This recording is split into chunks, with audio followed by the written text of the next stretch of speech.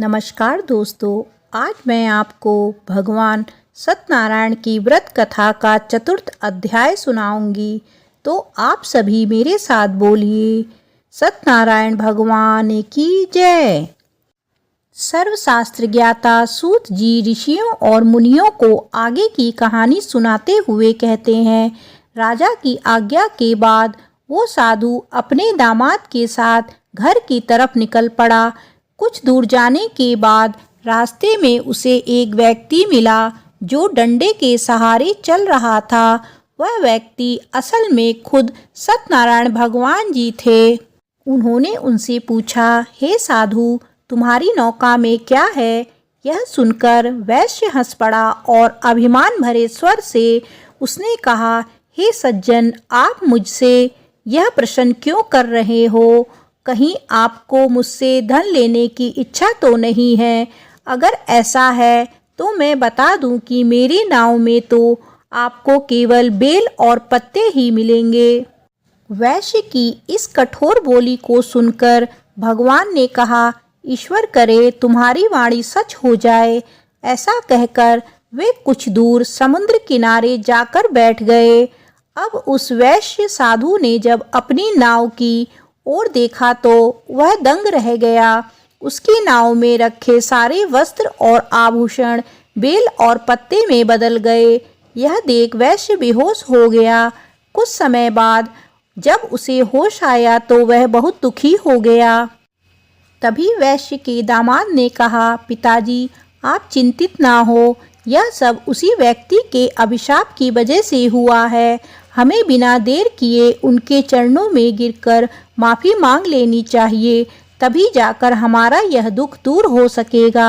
अपने जमाई की बात मानकर वैश्य उस व्यक्ति के पास जा पहुंचा और विनम्र स्वर में बोला, मेरे अपराध के लिए मुझे क्षमा कर दो। इतना कहकर वैश्य जोर जोर से रोने लगा।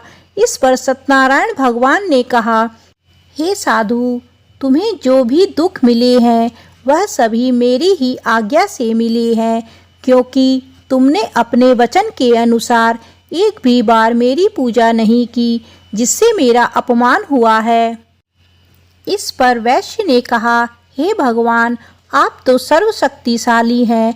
आपके रूपों को कई देवता भी नहीं पहचानते, तो भला मैं कैसे आपको पहचान पाता? अब मैं समझ गया हूँ और अपनी भूल को सुधारने के लिए मैं आपका व्रत जरूर करूँगा।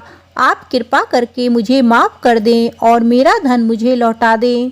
साधु की बात सुनकर भगवान सत्यनारायण खुश हुए और उसे आशीर्वाद देकर ओझल हो गए। इसके बाद वैश्य अपने जमाई के साथ नाव की ओर लौटा।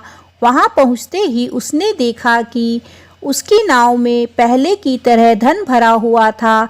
इसके बाद उसी जगह पर वैश्य ने दामाद व अन्य साथियों के साथ मिलकर सत्यनारायण भगवान की पूजा की और फिर अपने घर की तरफ चल पड़ा।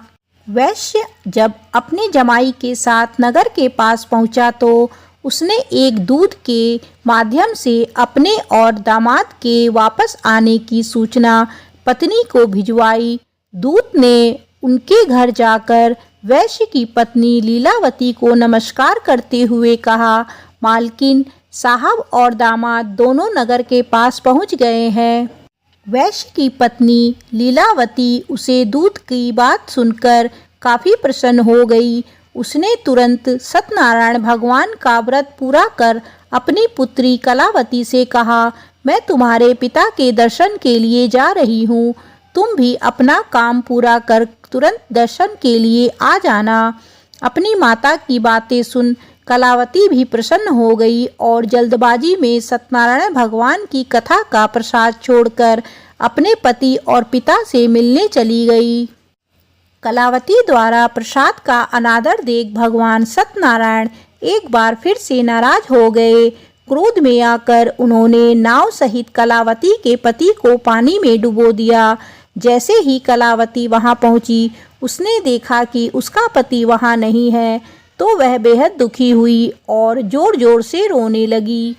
इधर वैश्य अपने जमाई को डूबता देख एक बार फिर से सत्यनारायण भगवान का स्मरण करने लगा। उसने प्रभु से प्रार्थना की और कहा, हे ईश्वर, कृपा कर मेरे परिवार से हुई भूल को माफ़ कर दे। साधु की प्रार्थना सुनकर सत्यनारायण भगवान ने कहा, हे साधु, तुम्हारी बेटी ने मेरे प्रसाद का अपमान किया है। यही कारण है कि उसका पति यह दंड झेल रहा है। अगर वह वापस लौटकर मेरा प्रसाद का सेवन करती है तो उसका पति सकुशल वापस लौट आएगा। इतना सुनते ही कलावती तुरंत घर के अंदर जाती है और प्रसाद का सेवन करती है। प्रसाद खाने के बाद जब कलावती दोबारा अपने घर के बाहर गई, अपने पति को सही सलामत पाया। इसके बाद साधु एक बार फिर से अपने परिजनों के साथ मिलकर पूरे विधि विधान के साथ श्री सत्यनारायण भगवान का व्रत करता है। पूजा के बाद वह सुखी सुखी अपना जीवन व्यतीत करता है और अंत में वह इस लोक का सुख प्राप्त कर स्वर्ग लोक चला जाता है।